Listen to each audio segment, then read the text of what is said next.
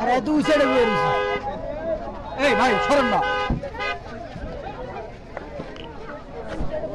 আমার তো বাইরে দিতে ভাই।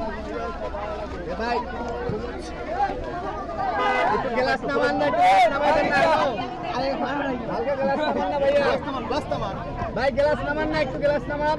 এই গ্লাসটা নামাই দেন, ভিতর গ্লাসটা একটু নামাই দেন। গ্লাস একটু গ্লাস নামান, নামান ভিতরে গ্লাসটা একটু নামাই দেন। নামান না ভাই,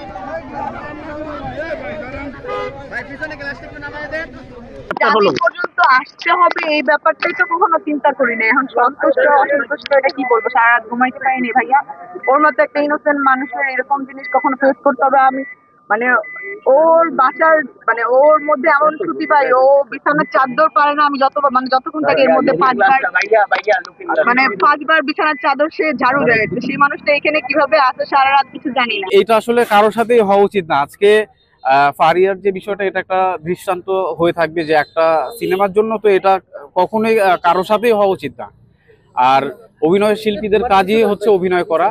তো আমরা চাই যে এরকম আসলে মিথ্যা মামলা বা ভুয়া মামলা ভবিষ্যতে যেন কোনো আর্টিস্টের সাথে না ঘটে। এরকম হয়রানিমূলক কাজের জন্য কিন্তু দেখেন একটা মানুষের ক্যারিয়ারে ধ্বংস নেমে আসে।